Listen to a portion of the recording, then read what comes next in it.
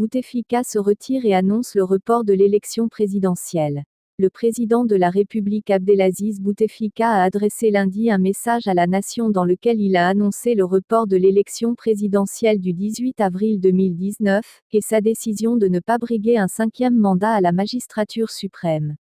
Le président Bouteflika a également annoncé la tenue de l'élection présidentielle dans le prolongement de la conférence nationale inclusive et indépendante ainsi que la formation d'un gouvernement de compétence nationale. En voici le texte intégral du message. Chères concitoyennes, chers concitoyens, l'Algérie traverse une étape sensible de son histoire. Ce 8 mars, pour le 3e vendredi consécutif, d'importantes marches populaires ont eu lieu à travers le pays. J'ai suivi ces développements et, comme je vous l'ai déjà annoncé le 3 de ce mois, je comprends les motivations des nombreux compatriotes qui ont choisi ce mode d'expression dont je tiens, une fois de plus, à saluer le caractère pacifique. Je comprends tout particulièrement le message porté par les jeunes en termes, à la fois, d'angoisse et d'ambition pour leur avenir propre et pour celui du pays. Je comprends aussi le décalage qui a pu être source de préoccupation entre, d'un côté, la tenue de l'élection présidentielle à une date techniquement appropriée en tant que jalon de gouvernance dans la vie institutionnelle et politique et, de l'autre, l'ouverture, sans délai indu, du vaste chantier, politiquement hautement prioritaire, de conception et de conduite de réformes profondes dans les domaines politiques, institutionnels, économiques et social, avec la participation la plus large possible et la plus représentative de la société algérienne, y compris la juste part devant revenir aux femmes et aux jeunes.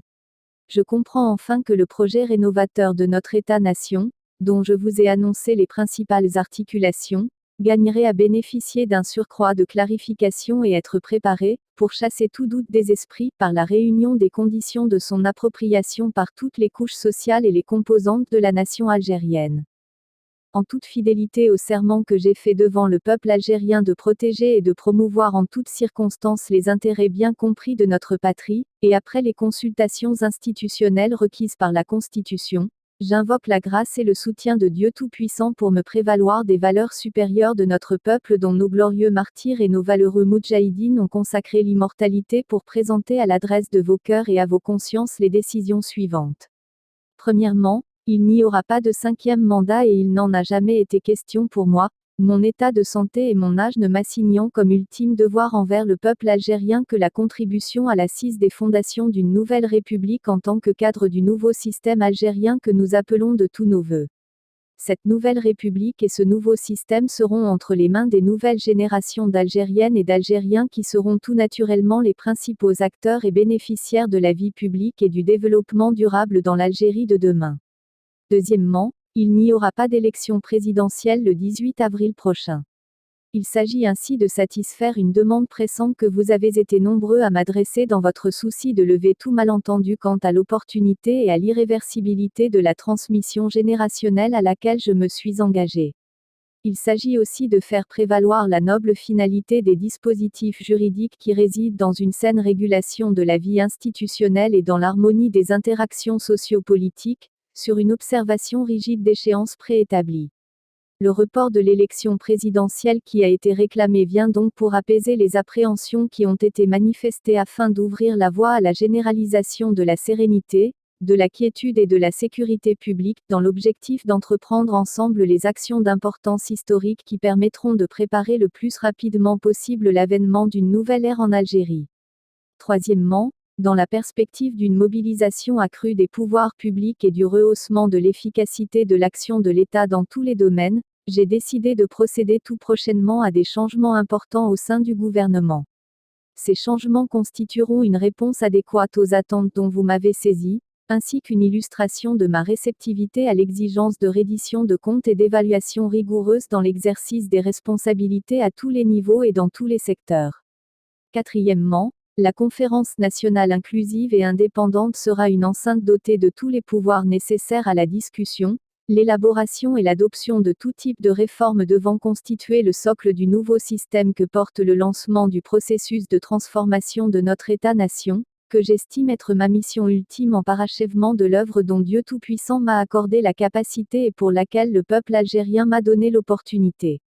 Cette conférence sera équitablement représentative de la société algérienne comme des sensibilités qui la parcourent, organisera librement ses travaux, sous la direction d'une instance présidentielle plurielle, avec à sa tête un président qui sera une personnalité nationale indépendante, consensuelle et expérimentée.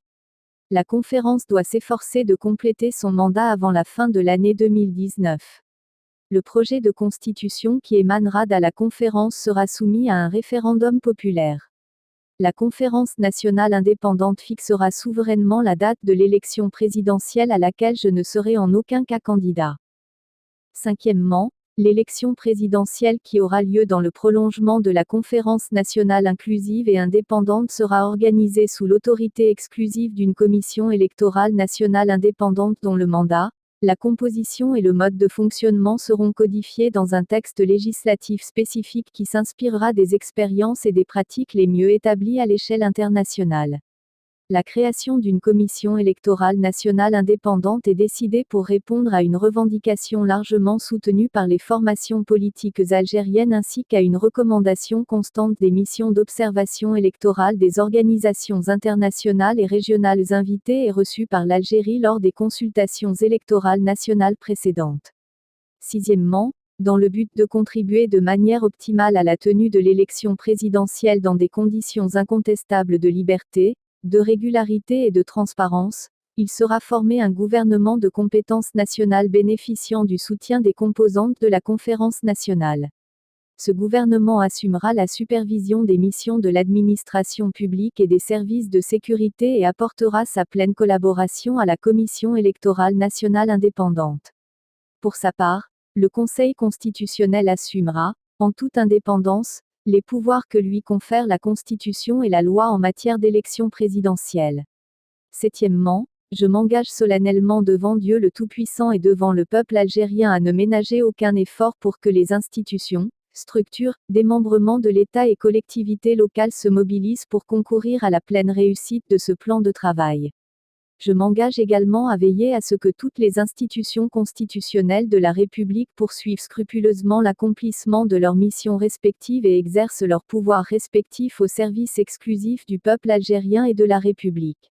Je m'engage enfin, si Dieu m'accorde vie et assistance, à remettre les charges et les prérogatives de préside de la République aux successeurs que le peuple algérien aura librement élus.